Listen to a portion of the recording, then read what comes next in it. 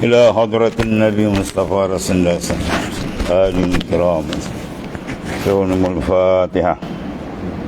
أعوذ بالله من الشيطان الرجيم. بسم الله الرحمن الرحيم. إياك نعبد وإياك نستعين اهدنا الصراط المستقيم صراط الذين أنعمت عليهم.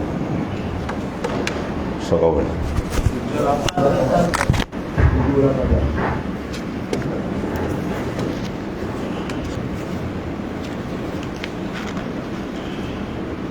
بسم الله الرحمن الرحيم. قال مؤلف صلى الله عليه وسلم: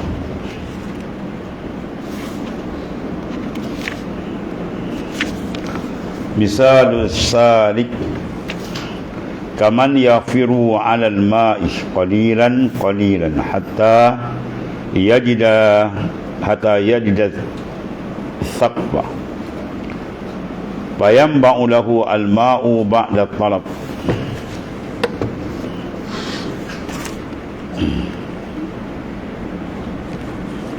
Pemisalan dibuat oleh Tuan Pengarang tentang orang yang berjalan ke hadrat Allah Subhanahu Wa Taala, yang dipanggil dia sedang bersuluk. Orang yang suluk itu nama dia apa? Salik. Mana orang yang berjalan pada hadrat makrifat kepada Allah Subhanahu Wa Taala. Maka perumpamaan seorang salik ialah seperti seorang yang menggali telaga sedikit demi sedikit sehingga dia menjumpai lubang air mata. Dia menjumpai lubang mata air. Maka terbitlah air setelah galian itu. Maksudnya dia berjalan tadrid, dia satu peringkat ke satu peringkat, satu latifah kepada satu latifah, ya, lataif yang ditempuh tadi supaya berhasil kemuncak dia kepada terbitnya pancaran air nur ma'rifah daripada Allah Subhanahu Wa Taala.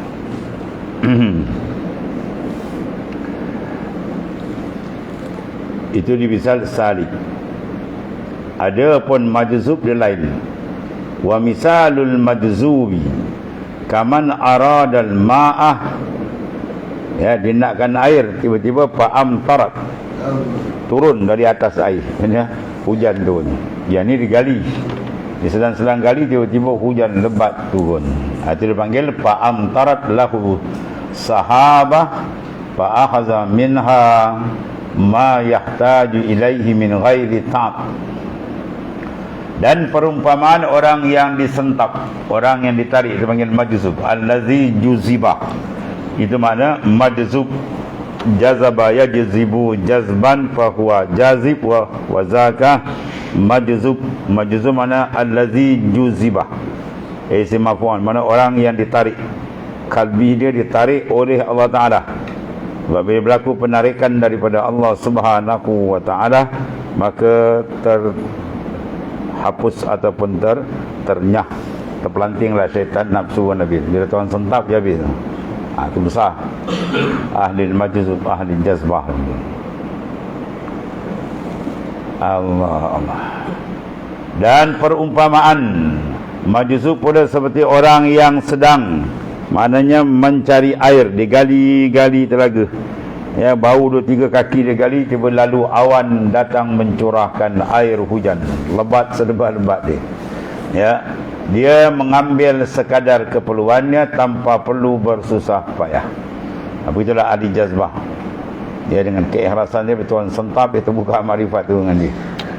Yang tadi berjalan satu peringkat, tapi matlamat dia ada rasa sama untuk sampai ataupun usul ila Allah.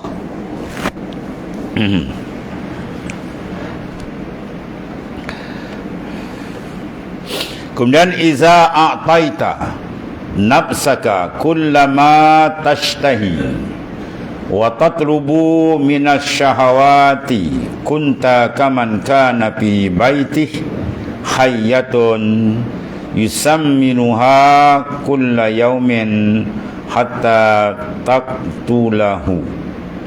Iza a'taita, apabila engkau melayani, mana engkau memberi, mana a'taita tu dia memberikan, itulah pemberian, atau sini panggil melayani. Apabila engkau melayani, engkau memberikan layanan nafsumu, apa saja yang dia kena diberikan, apa saja yang diingin dituruti, walaupun dia bercanggah dengan syariah Allah Subhanahu Wa Taala.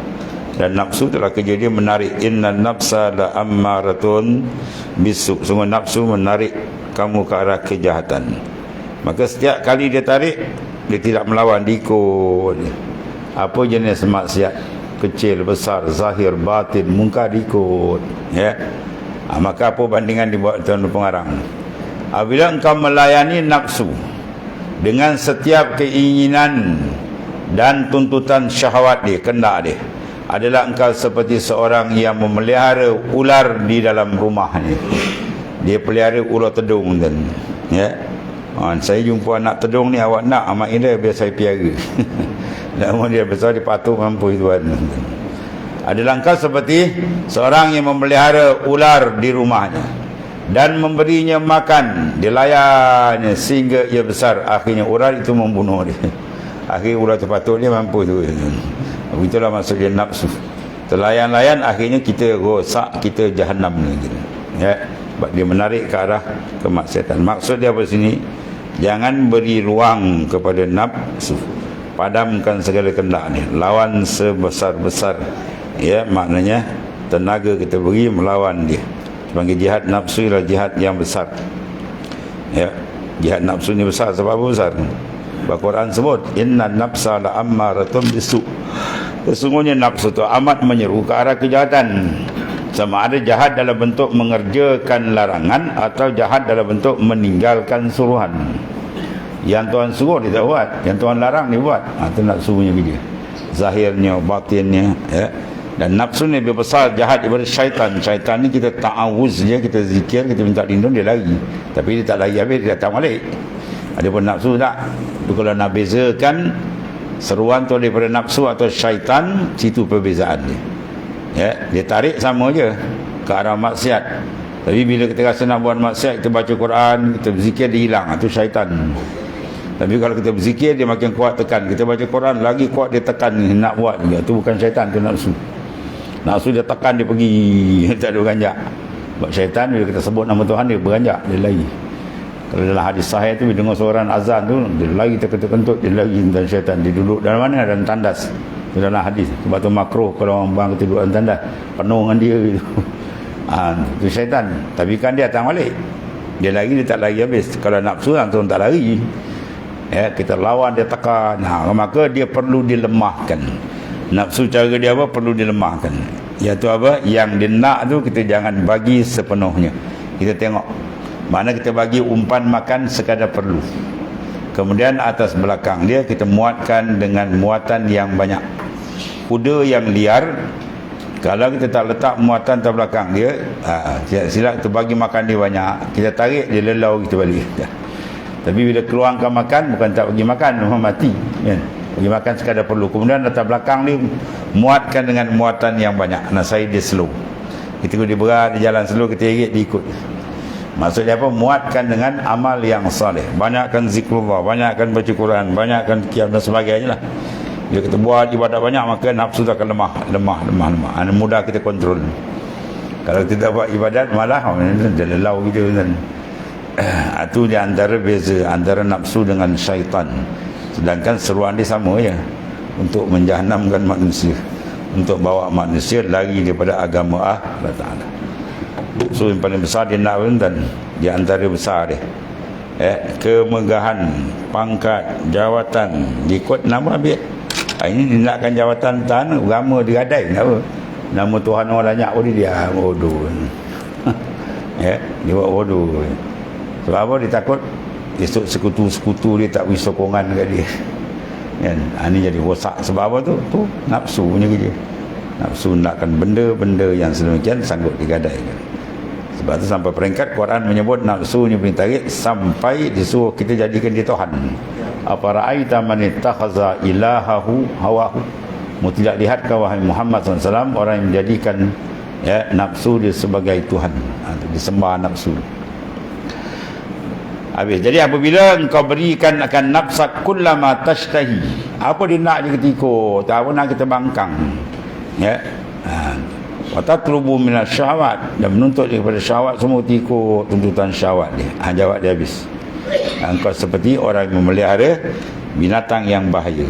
Kemudian binatang akhirnya memakan dia balik. Dia piara gimau makan dia. Piara ular bedal ni.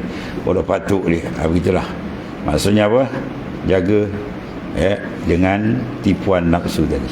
Nafsu naklah kita perang, jangan kita buat kawan. Cuma nafsu tu boleh diubah. Nafsu tu diri kita sendiri.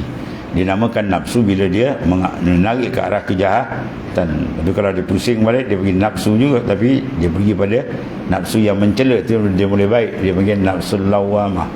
Dia naik atas sikit lagi, dia bersih lagi, dia panggil mulhamah, banyak dapat ilham. Dan bila nafsu tu dah cantik, akhirnya dia panggil mutmainnah. Yang banyak rosak sini ni pada nafsu ammarah. Ya, nafsu amarah ni tak ada pemikiran dia, pandangan dia, jalan, duduk, bangun, dia semua jahat. Ya, dia berjalan, dia tak elok, dia bercakap, dia tak elok. Ya, dia makan pun benda tak elok, semua benda yang tak elok. Tapi bila ada pertolongan Tuhan, Tuhan nakkan jadi baik, dia berikan ilham, dia berubah. Akhirnya nafsu jadi nafsu yang mutmainnah, yang tetap mentaati perintah Tuhan. Nafsu kita nak buang. Ya, nak buang tu tak boleh, sebab tu hakikat diri itu nafs. Sebab dia panggil nafsu bila dia berkeadaan jahat, berkeadaan teruk, dia panggil nafsu. Ya. Kemudian walau ja'ala fika ruha min ghairi nafsin la ata'ta wa ma asaita. Walau ja'ala fika nafsa min ghairi ruhin la asaita wa ma ata'ta. Walakin ja'ala fika al-qalb wal ruh wal nafs wal hawa kan nakhlah ja'ala fiha ya al-las'ata wal asal. Falizalika tatalawwanu fal asalu yubarruhu wal las'u yakharu.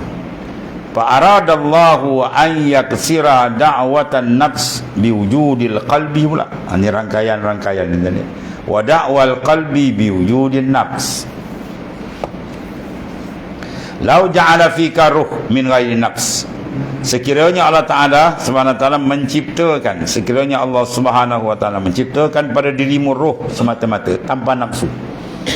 Ya, roh saja. Macam kita tengok mula-mula belum masuk, iaitu alam zarri. Nafsu tak ada kat situ. Sebab tu bila Tuhan tanya, jawapan dia sama. Okay? Alastu bi rabbikum, semua jawab qalu bala. Ya, senang. Sebab nafsu tak ada kat situ. Ya. Jawab dia, kalau tak ada nafsu, pasti engkau dapat mentaatinya, ya, Allah Ta'ala sepenuh-penuhnya, dan tidak sekali-kali melakukan maksiat. Bersih sebersih-bersih bila nafsu itu tak ada. Dan sekiranya Allah Subhanahu Wa Ta'ala menciptakan pada dirimu nafsu pula semata-mata, tak ada ruh, nafsu je kan, unsur rohani tak ada, macam orang kafir tu, pasti engkau menderhakai dan tidak sekali-kali mentaati. Habis jam terus, siang malam pagi petang, duduk bangun berjalan, semua maksiat ni. Ya. Akan tetapi Allah Subhanahu Wa Ta'ala menciptakan pada dirimu itu hati. Dia ada al-qalb. Sebab apa dipanggil hati? Sebab dia cepat berpusing-pusing. Al-qalbu la yusamma al-qalb illa bitaqallub. Hati itu tak dinamakan hati sebab dia cepat berpusing. Ya, satu saat Imam Ghazali kata dia pusing lebih laju daripada didihan air. Kita dirang air kan, bila air mendidih macam mana bunyi dia? Laju kan. Hati kamu lagi laju, kata Imam Ghazali. Kejap itu. Sebab tengok dia ni dulu. Sekarang kan dah habis pan-bin pun. Dulu macam nak mati, macam tali mic putus di ceramah. Oh, terangkat dia takbir. Sekarang habis di barwa di AP. Ya, jadi barwa lagi. Ya, apa kapi cakap dia. Ya, sikit tak berani. Nama Allah Ta'ala wahina. Seko tak bunyi wadahnya. Seko tak bunyi. Jadi bangsat betul. Ya. Allah. Itulah dia kan. Ya. Sebab dia boleh berpusing tu, namakan dia qalb. Benda yang sama juga, hakikat yang sama, tapi suasana tu menyebabkan nama dia tu berubah. Dia seorang, nama dia tu sekian, si fulan bin si fulan. Bila dia taat, orang panggil dia orang yang saleh. Bila dia jahat pula, orang panggil dia ahli maksiat. Dia ni penipu, dia ni perompak, dia ni dah bagus, dia orang saleh. Benda orang yang sama, keadaan tu menyebabkan nama tu berbeza. Dan nafsu, dia ada roh, ada hati, ada roh, ada nafs dan hawa, seperti bandingan dia lebah. Allah Subhanahu Wa Taala menciptakan padanya sengatan dan madu. Sengat pada kat dia, madu pada kat dia. Benda yang bahaya pun ada, benda yang baik pun ada. Maka kerana demikian ianya pelbagai warna. Maka madu memberi kebaikan, menyebabkan mak dapat khasiat padanya, dan sengatan memberikan mudarat. Dan sengat kan habis kita bisa dia. Lalu Allah SWT ingin melemahkan godaan nafsu dengan kewujudan hati. Hati dia boleh menangkap cara-cara makrifat dengan Tuhan, dan ingin melemahkan dakwaan hati dengan kewujudan nafsu pula. Dia berlawan. Dia berperang, sekali menang sekali kalah, selagi dia tetap. Kalau dia tetap betul dengan Tuhan, itu tak boleh masuk. Syaitan tak boleh masuk bila tu, dan bila hati itu bersih. Allah suruh syaitan dia berjanji dulu kat iblis, la aghwiyannakum ajmain, aku nak sesatkan illa ibadika min ibadikal mukhlasin, melainkan hamba yang ikhlas. Di ikhlas benteng besar. Ikhlas banyak peringkat paling besar kali, tinggi kemuncak apa? Ikhlas mana bersih, mana qalbi dia tak ada melainkan Tuhan. Ma fi qalbi ghairullah, tak ada yang lain dalam qalbi melainkan menghadap Tuhan. Itu bersih. Itu memang syaitan tak boleh masuk kan? Qalbi yang sentiasa dia muraqabah ke Tuhan, syaitan tak boleh masuk. Kecuali dia lalai balik, dia masuk. Itu di antara apa?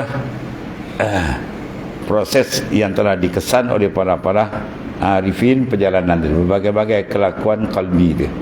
Oleh kerana itu dia sentiasa kena berhati-hati. Sebab perang nafsu dia besar, dia tak habis. Dan perang dengan kita, perang dunia ketiga ke kedua ketiga besar macam mana pun, akhirnya ada gencatan senjata.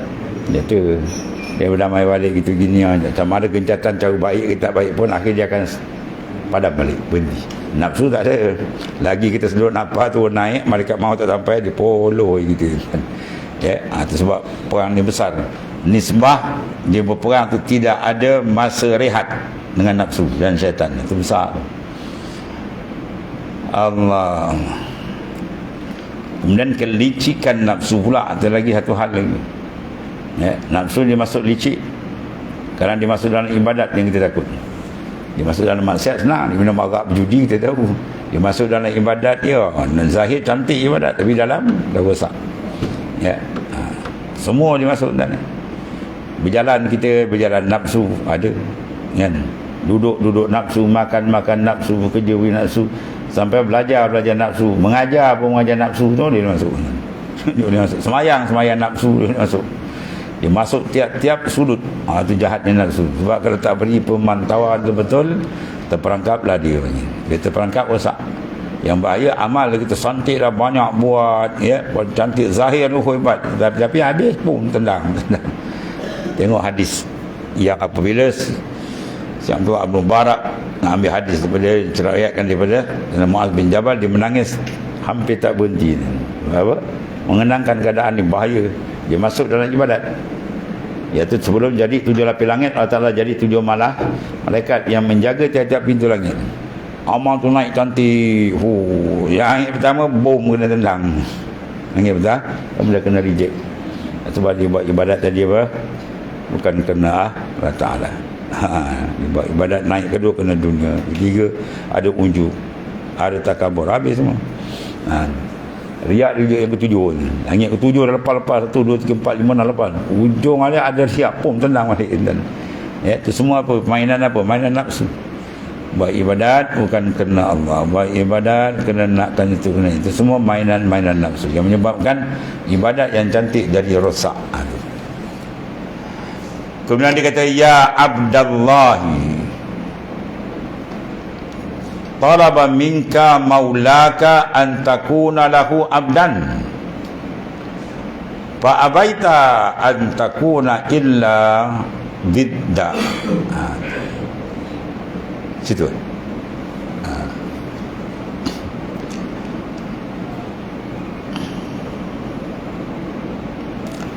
Kata, wahai hamba Allah Subhanahu wa taala, ya Abdullah, Tuhanmu meminta engkau menjadi hamba kepadanya. Wa ma khalaqtul jinna wal ins illa liya'budun, ai illa liya'rifun. Tidak aku jadikan jin dan manusia melainkan supaya mereka mengabdikan diri. Dengan mana mengenal. Kenal tu lambang pengesahan pengabdian. Tak kenal nak abdi jana. Kenal seterusnya dia mengabdikan diri pada Allah. Sebab tu kejayaan insan diukur daripada apa? Kejayaan dia menterjemahkan kehambaan. Dia boleh terjemahkan hamba dia dengan Tuhan zahir dan batin, maka berjayalah ia. Gagal dia menterjemahkan kehambaan dia, maka gagallah hidup dia. Itu ukuran dia. Bukan gagal tu dapat rumput tu banyak, tak dapat gagal hidup tak sempurna sebab tak kaya, bukan. Itu kira orang kafir ke banyak itu. Wahai hamba, ya Abdullah, talaba minka, menuntut ya ta'ala minka daripada engkau apa, maulak oleh Tuhan kamu, antakuna lahu abdan, bahawa Tuhan nak jadi, Tuhan arahkan kita. Minta di sini apa makna? Kan kata Tuhan minta pula. Dia minta ni doa. Dia ada dua sudut. Kalau permintaan dari atas ke bawah, itu dipanggil apa? Al-amru, arahan. Kalau permintaan di bawah ke atas, itu dipanggil apa? Doa, permohonan. Orang bawah minta dengan atas, itu permohonan. Tapi kalau orang atas kata saya nak, dia nak tu. Tapi nak tu maksudnya apa? Arahan. Saya nak awak buat gini. Dia berkendak, tapi berkendak dia bukan makna permohonan, tapi dia panggil arahan. Jadi Allah Ta'ala arahkan tu maksudnya. Tuhan meminta, mana Tuhan mengarahkan engkau menjadi hamba kepadanya, bukan hamba pada yang lain dari tak ada. Lalu engkau enggan, melainkan menjadi sebaliknya. Itulah musuh. Tuhan dia lawannya, musuh dia pula ditaatnya, nafsu syaitan, wasak. Jahannam, kehidupan manusia bila berlaku sebaliknya. Dia siap letak. Bila siap letak, orang panggil apa? Kalau silap letak, orang panggil apa? Zalim. Wad'u syai' fi ghairi mahalli, meletakkan benda tak kena tempat. Kita sebagai hamba kena letakkan diri kita sebagai hamba. Baru dia betul. Kalau diletakkan bukan hamba, dia hamba benda lain, tu zalim. Dia menzalimi diri dia. Dan paling besar zalim apa? Syirik. Allah Ta'ala suruh kita apa? Tauhidkan dia. Dia bagi syirikkan Tuhan. Itu zalim paling besar. Habis. Kemudian ikbaluka ala ghairillahi ifradun lahu bin ibadah. Fa kaifa yarda laka an ta'buda ghairah. Ni kalam sufi wali yang melekat-melekat kena ni. Dia kata berhadapnya engkau kepada selain Allah Ta'ala. Kalbi kita ni, dia ada satu istilah dipanggil apa? Tawajuh. Itu dalam sembahyang kita ada tawajuh kan? Wajah tu. Itu tawajuh. Wajah tu mana aku hadapkan. Mana kita nak kalbi kita dihadapkan kepada itu dipanggil kiblat roh. Kiblat ada berapa? 3. Kiblat doa as-sama'. Bagi kita berdoa, angkat tangan ini. Kalau kiblat semayang ila Baitullahil Haram, fawalli wajhaka syatral Masjidil Haram. Kalau kiblat maknanya apa? Roh kita ila Allah. Fa aina ma tuwallu fasamma wajhullah. Di mana saja kamu berhadap, di sana ada wajhullah, ai wajhut tajalliyat. Mana wajah tajalli Allah Ta'ala semua dikeliling. Mana saja kita pandang, sebab kita dengan dia, bukan dengan kita. Wujud kita ni bihi ai billah. Adapun Allah Ta'ala wujud dia binafsik, dengan diri dia. Kita tak boleh terikat kita dengan dia. Bila kita rasa kita dengan kita, tu yang rosak. Dia nampak diri dia, dia rasa wah dia hebat, dia andalah, tu rosak.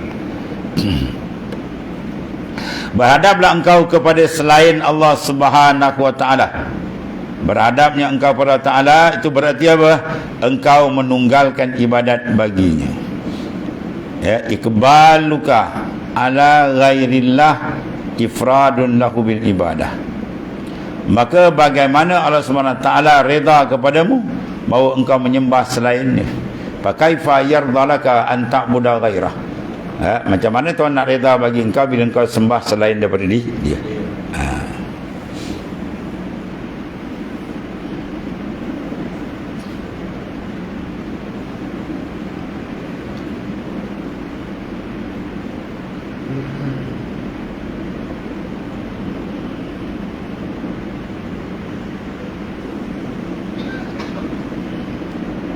Sisa beifrat ya ifrat.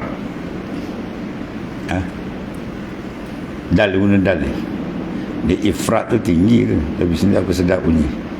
Berhadap engkau ala ghairillah. Kalau ala Allah bau ifrat.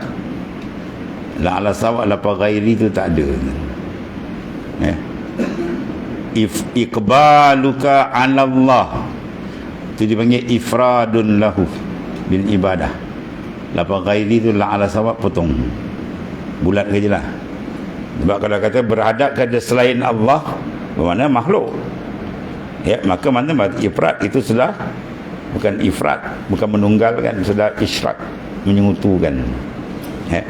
Kalau iqbaluka ala Allah, kamu berhadap kepada Allah, bau ifrat, mana kamu menunggalkan. Ifrat lahu bil ibadah, la'ala sawab atau la'ala munasib, mudah-mudahan yang betul dia tak ada lapa ghair. Ada situ ada ghair, mudah-mudahan lapa ghair tu tak ada. Dia terus iqbaluka ala Allah. Sini iqbaluka ala ghairillah. Ghairillah minal khalaik, makhluk. Kalau menghadap makhluk dia panggil ifrat, dia panggil isyrak, mana menyekutu. Di kitab ni bukan tuan pengarang salah, mesin cetak banyak silap. Saya kalau mengaji dengan Tuan Guru Haji Ismail di Kelantan, sekali dia potong kitab Minhaj Abidin yang Jawi tu, kat semuka. Potongannya tak betul dia. Ini silap cetak. Kita buka balik Arab dia, betul tak ada. Bawa kita baca buku siang, apa makna tak dapat tangkap, apa silap cetak. Apa dia kata, kau mengaji kitab, jangan kitab akalkan kau. Kita dengar boleh ketawa. Amanya kitab akalkan kau, kitab tak betul kau baca, betul kau hurai, kau mengaban. Bukan salah pengarang. Dalam mesin cetak, ulama yang mengarang beratus tahun dan berpuluh-puluh kali cetak, kadang-kadang disilap. Silap mesin cetak dia silap. Kau baca. Sebab tu perlu dalam mengaji satu kelebihan talaki, itulah dia. Talaki mana kita berguru. Jadi guru ni ambil pada guru dia tahu yang asal. Jadi kita dapat makna yang asal daripada pengarang. Bila kita tak talaki, kan, baca kitab sendiri, library buka sendiri, kita salah pun kita faham ni, itu yang jadi masalah. Satu. Yang kedua, kadang murad musannif, kehendak musannif yang sebenar tu kadang-kadang kita tak dapat tangkap betul. Kita perasan Allah, kita tak bisa sendiri, padahal maksud dia lah lain. Lil'alal munasib, mudah-mudahan yang sebenarnya tu lapas ghairu tu tak ada, dia terus ala Allah je. Iqbaluka ala Allah, berhadap kamu atas Allah Ta'ala, itu baru dipanggil ifrat.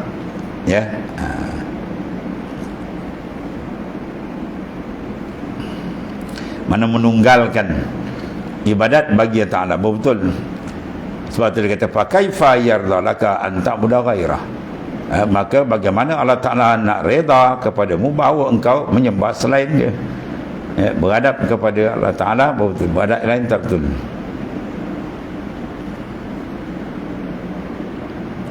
Kemudian falau ataitana tatlubul ata'a minna ma ansaftana fa kaifa iza akbalta ala man siwana. Falau ataitana, jikalau engkau datang kepada kami, mana kepada Allah Ta'ala, tatlubul ata, meminta satu pemberian minna daripada kami. Jawab dia apa? Ansaftana, kami pasti engkau tidak mampu mengambil separuh pemberian kami. Mana separuh pun kamu tak mampu. Maka bagaimana halnya apabila engkau berhadap kepada orang selainkah kami? Maksudnya apa? Berhadap pada selain Allah tak ada apa kita dapat hakikat. Jadi maksud dia ambil pemberian, minta berhadap kepada Allah Ta'ala. Ud'uni astajib lakum, minta aku perkenankan, tapi dengan syarat dia lah. Ya, syarat dia apa? Jangan mengerjakan maksiat. Jangan permohonan tu permohonan yang maksiat, ya, dan sebagainya. Jangan duduk jalan yang tak betul. Dalam ikam tu, siapa yang duduk jalan perjuangan yang tak betul, maka doa dia tak dimustajab. Kalau doa dapat, itu bukan mustajab, itu istidrat, ya. Dia kena faham itu. Kadang-kadang dia kena istidrat, dia kata ingat betul.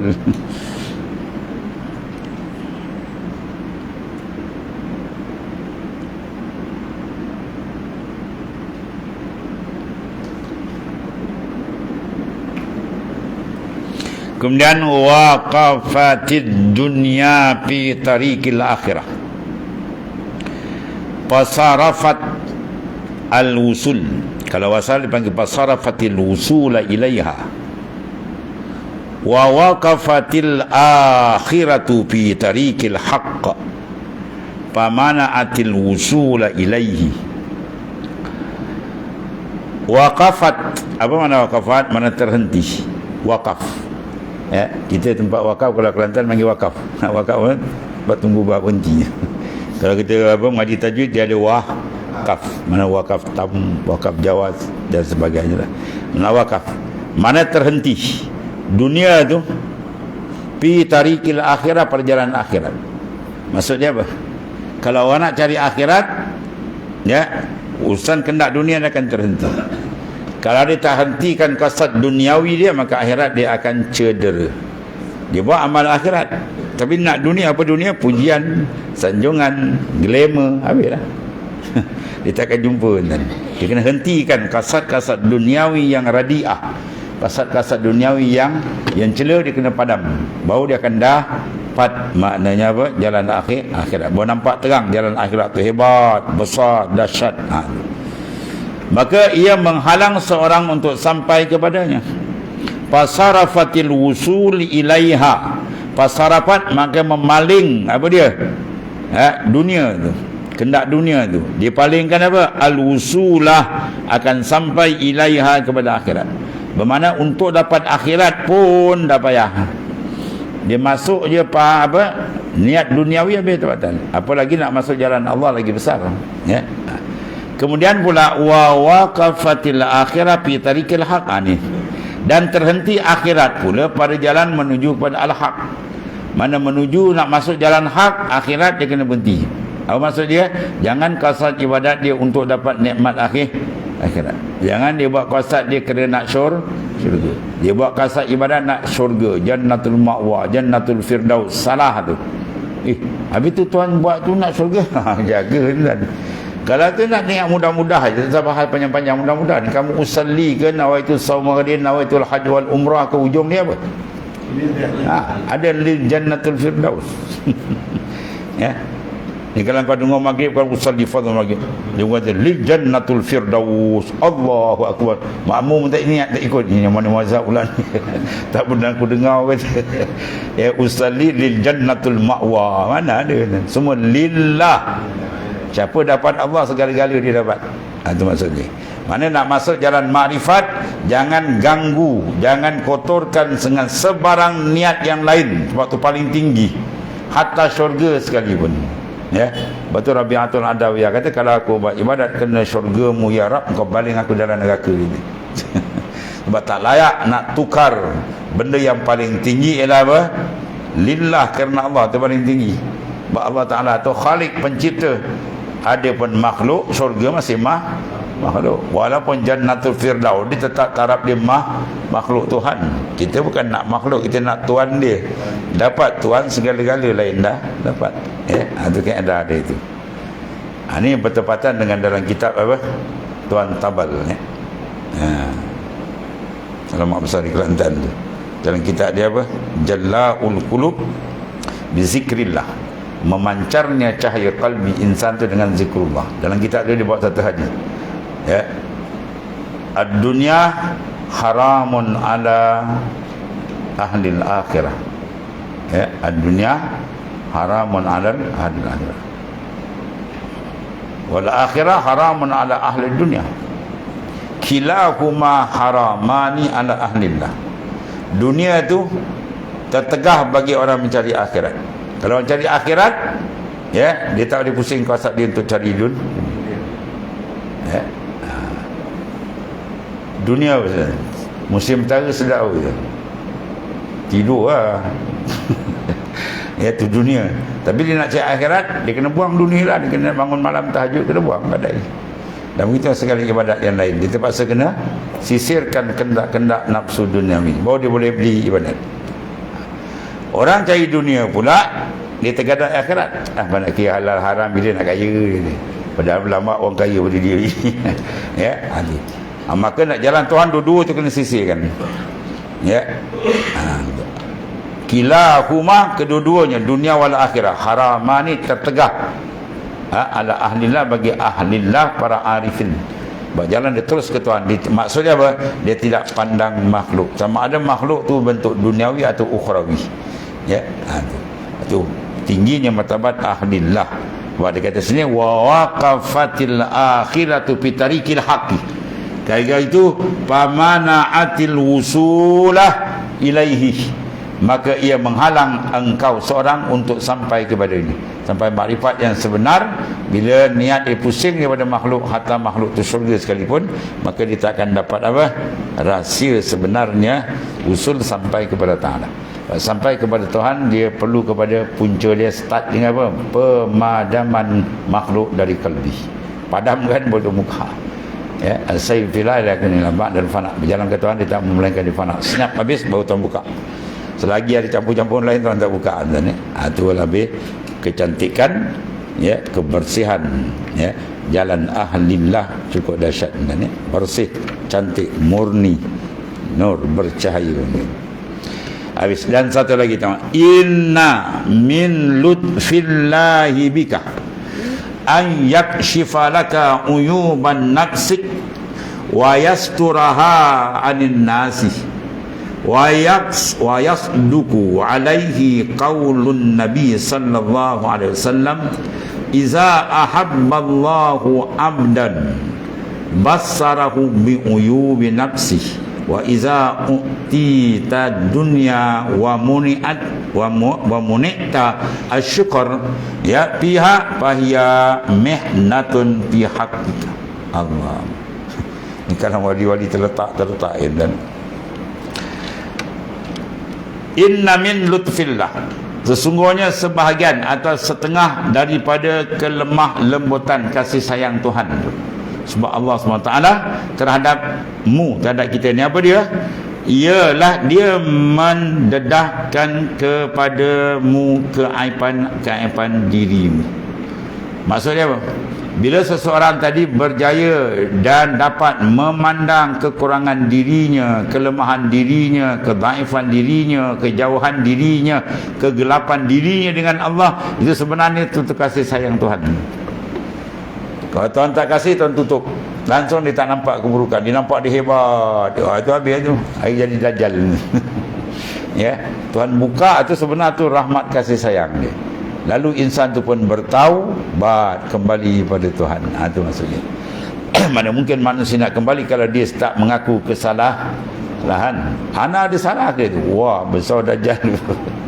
Ini kau tak ada salah. Tak ada salah. Nabi dan Rasul bersepah. Wali-wali kata dosa dia lebih banyak di pasir yang melata di muka bumi. Kalau tu wali.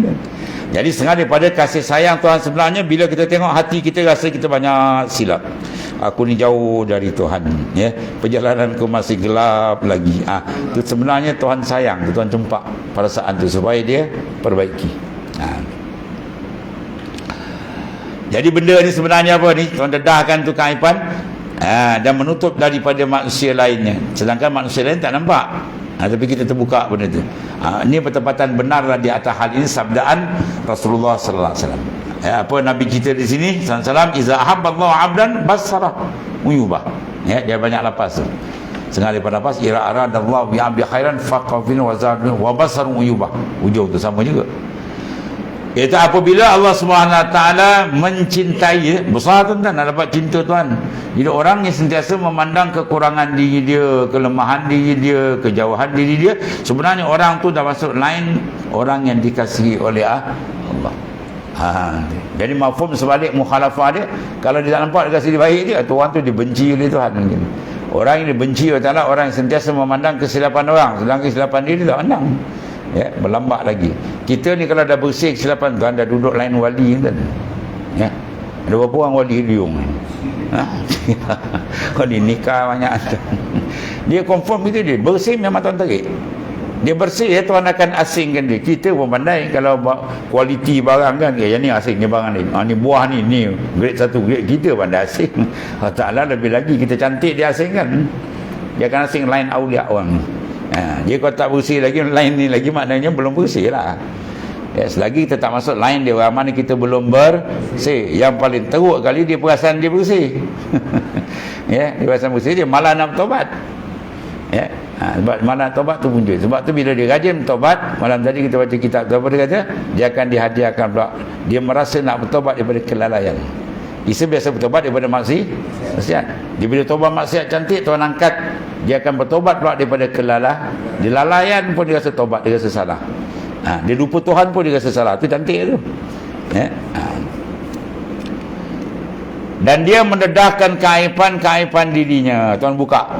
Dan apabila engkau dikurniakan dunia dan engkau dihalang daripada mensyukuri, dapat dunia banyak, tapi maka sebenarnya itulah dia panggil mehnah pada hak dirimu. Satu ujian besar, panggil bala besar.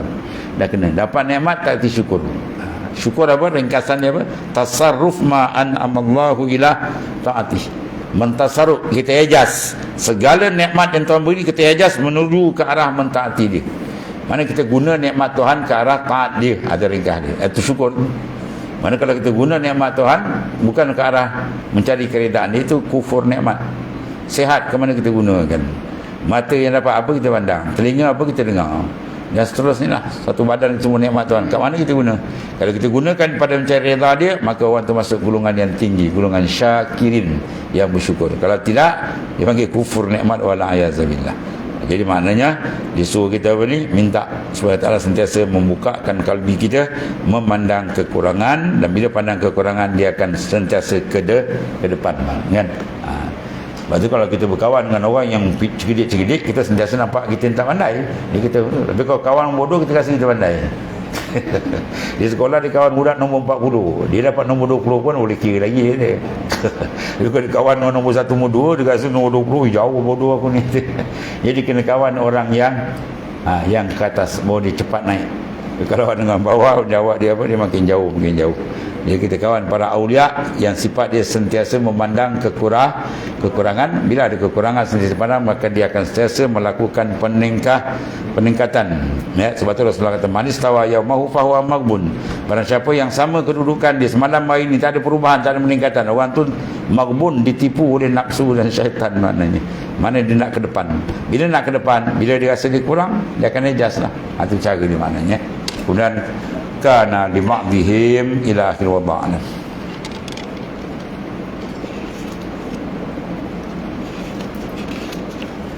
Bismillahirrahmanirrahim. Alhamdulillah. Sayyidina wa maulana Muhammadin ala sallallahu alaihi wasallam. Alhamdulillah.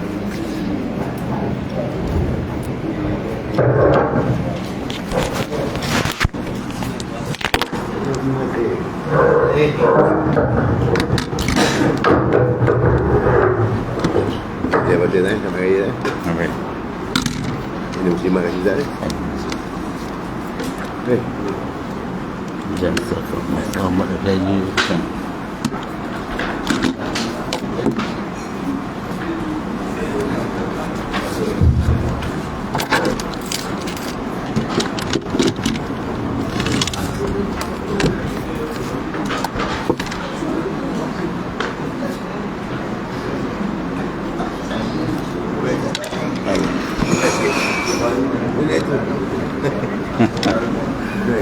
Dia kau raya.